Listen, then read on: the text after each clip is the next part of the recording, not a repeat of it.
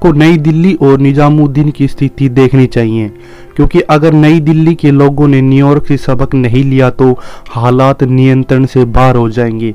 अमरीकियों ने गलतियों से सबक नहीं सीखा और नतीजा पूरी दुनिया के सामने है।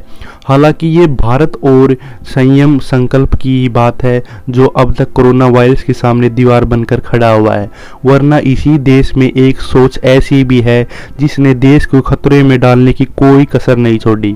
देश आज तबलीगी जमात के मौलानाओं की उस सोच को भुगत रहा है जिस सोच में लॉकडाउन पर मौलानाओं इस तरह की बातें करते हैं कि ये अल्लाह पर यकीन ना रखने वालों की चालें और स्कीमें हैं।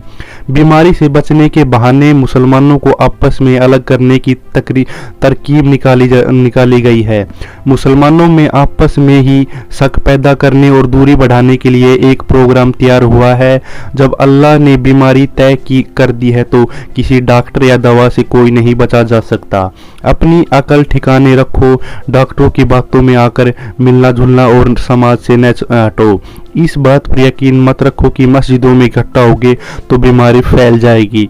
मस्जिदों में आने से आदमी मरता भी है तो मरने से इससे बेहतर जगह कोई और नहीं हो सकती। ये बातें तबलीगी जमात के निजामुद्दीन मरकज के प्रमुख मौलाना मोहम्मद साद की हैं, जिनका एक ऑडियो वायरल हुआ है। सच्चाई ये है कि इन्होंने पूरे देश को एक बड़े खतरे की तरफ धकेल दिया है। देश में वायरस संक्रमण के मामले अचानक बढ़ गए हैं। इसके आंकड़े हम आपको आगे दिखाएंगे, लेकिन उससे पहले मौलाना साद का ऑडियो आपको सुनाते हैं, क्योंकि इस तरह की लापरवाही तभी होती है जब लोगों के अंदर वो भारी सोच भरी जाती है जिस सोच में धर्म को सबसे बड़ा माना जाता है और ये कहा जाता है कि वायरस उनका कुछ भी नहीं बिगाड़ सकता।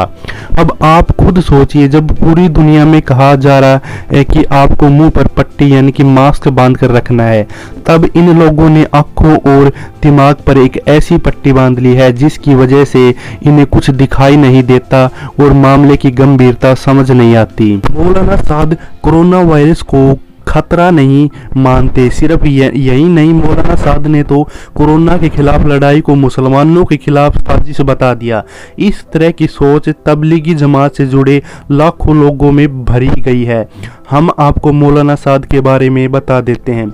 कौन है मौलाना साद? मौलाना साद का पूरा नाम मोहम्मद साद कांधवी है। मौलाना साद के परदादा इलियास कांधवी ने ही 1927 में तबलीगी जमात की स्थापना की थी।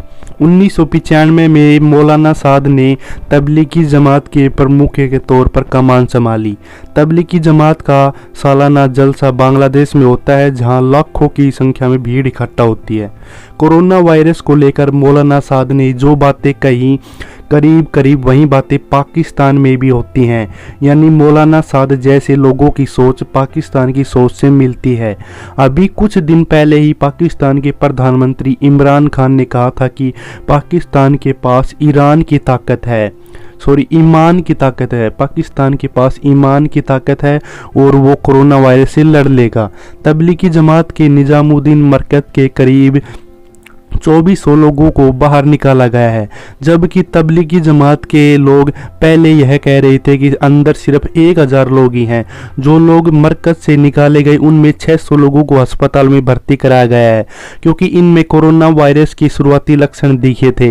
बाकी लोगों को दिल्ली के अलग अलग जगहों पर क्वारंटाइन किया गया है, लेकिन जिन जगहों पर उन्हें क्वारंटाइन किया गया है वहाँ पर ये लोग कैसी हरकतें कर रहे हैं उसे उत्तर रेलवे के प्रवक्ता के बयान से समझ लीजिए।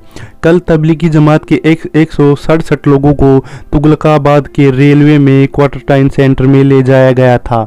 उत्तर रेलवे के प्रवक्ता दीपक कुमार ने कहा कि आज सुबह से कुछ लोग दुर्व्यवहार कर रहे हैं, कर्मचारियों को अपशब्द कह रहे हैं, हर जगह थूक रहे हैं, यहाँ तक कि डॉक्टरों पर भी थूक रहे हैं, खाने पीने के सामान पर अनुचित मांगे कर रहे हैं, हॉस्टल के अंदर वो इधर उधर घूम रहे हैं। एक तो इन लोगों को कोरोना के खतरे से बचाया जा रहा है और ऊपर से इनकी इन तरह की हरकतें जिसमें वो दुर्व्यवहार कर रहे हैं। अब सोचिए इस तरह की सोच वाले लोगों से कैसे निपटा जाए। हम कैसे उम्मीद कर सकते हैं कि ये लोग कोरोना की लड़ाई में देश का साथ देंगे। आज जब देश में कोरोना संक्रमण के सबसे ज़्यादा मामले आए हैं तब तबलीगी जमात के लोगों की इस तरह की सोच कि ये लोग खुद को छुपा रहे हैं। पूरे देश में पुलिस को अभियान चलाना पड़ा है कि किसी तरह से इन लोगों की पहचान की जाए, इन्हें खोज कर निकाला जाए। निजामुद्दीन मरकज से लौटकर अपने अपने इलाकों में लोग मस्जिदों में जाकर छुप गए। इन्हें मस्जिदों से बाहर निकाला गया। प्रयागराज, हाथराज, अंबाला, आगरा, जम्मू जैसी अलग अलग जगहों से हमारे पास तस्वीरें आई हैं जिसमें जमात के लोगों को मस्जिद से बाहर निकाला गया और उन्हें अस्पतालों और क्वारंटाइन सेंटर में ले जाया गया। लेकिन सबसे बड़ी बात यह है कि कई जगहों पर ये लोग पुलिस की कार्रवाई में अड़ंगा लगा देते हैं। कई जगहों पर पुलिस पर पथराव, फायरिंग तक की घटनाएं भी सामने आई हैं। बिहार के मधुबनी में ऐसा ही मामला हुआ जब एक मस्जिद में पुलिस जमात के लोगों पर छापा मारने गई तो उन पर पथराव होने लगा।